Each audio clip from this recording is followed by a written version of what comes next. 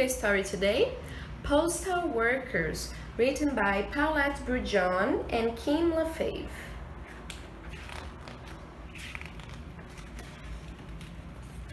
Oh no, says Gordon. Grandma's birthday is only 4 days away and I haven't sent a card. Gordon makes her a birthday card and puts it in an envelope. He crosses his fingers. I hope she gets this in time. The card must travel all the way from Canada to the United States.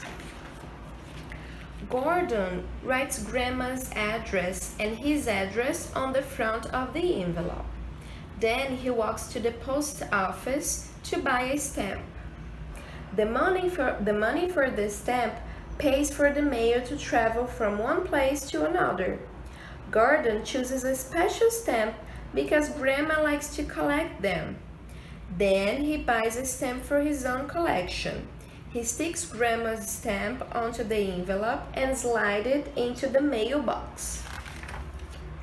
Letters and small packages are dropped into local mailboxes. Every day, sometimes 2 or 3 times a day, drivers come to collect the mail. The driver takes the mail to a place where the mail is sorted. Mail that is going to the same place is put together. Most sorting is done by machine. Postal workers sort out special mail, parcels, and letters that are too big or too small for the machines. The mail goes through a machine that does 3 jobs in one. Just in case the humor sorters missed an odd-sized envelope, the machine spits out all the mail that won't fit. Then it makes sure that all fronts of the envelopes are facing the same direction. Next, the machine cancels the stamps by making a mark on them. A stamp with this mark cannot be used again. Canada, United States. Every address in Canada has a postal code made up of 3 letters from the alphabet and 3 numbers. In the United States, every address has a zip code made up of 5 numbers. Most zip codes also have another code of 4 numbers added on. Postal workers can tell almost exactly where you live. All they have to do is read your post code or zip code. A machine reads the postal code or zip code written on an envelope. Then the machine writes the code on the envelope in a computer language that looks like bars or dots and bars. Letters whiz through a sorting machine that reads the computerized postal codes. These machines sort the envelopes onto a different conveyor belts. Gordon's letter moves along the belt until it drops into a bag going to Grandma's city. The mail bag travels by truck and by plane.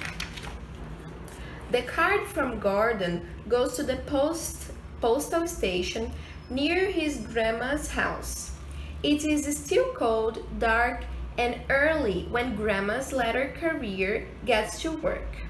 A postal worker has already sorted the mail into routes and put it into big heavy bags. The courier sorts her mail into slots that are marked by street and building numbers. "Woo!" she said. "Must be a lot of birthdays coming up." There's too much mail for the letter carrier to take all at once. She puts as much mail as she can carry into her satchel. A driver will take the rest of her mail to locked box called relax boxes on her route. Letters carriers have to be ready for snow, sleet, sun, or rain. Their full bags can weigh up to 16 kilos, 35 IB each. They need new shoes or boots every couple of months. Their uniform have shoulder flashes on each arm. They must be physically fit. The letter carrier walks fast on her route. She steps around garbage cans, marches up steps, and slides the mail into mail slots. She watches out for ice in the winter, and she hopes owners of angry dogs will keep them leashed and out of her way. Letters carriers do not read the mail, not even funny postcards, but they do care who collects their mail and who doesn't. They know the elderly people on their route. If their mail is not collected, the postal workers call a special phone number to report it. Perhaps the person fell and can't get up. A relative or a friend is sent to check. Postal workers save lives this way. By the time the letter carrier reaches her relay box, her satchel is empty. She uses a key to open the lock and fills her satchel again. "What a beautiful yellow envelope," she says. Grandma smiles when she opens her mailbox. Goodness, something from Gordon. His card is early. My birthday isn't until tomorrow. Grandma tapes Gordon's card on her fridge. She loves the card, but she loves the stamp on the envelope too. She adds Gordon's birthday stamp to her collection.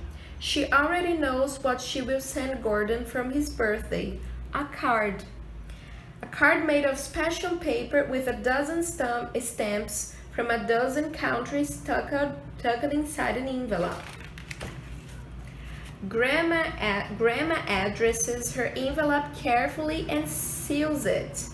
She puts her address on the top left corner on the envelope like this.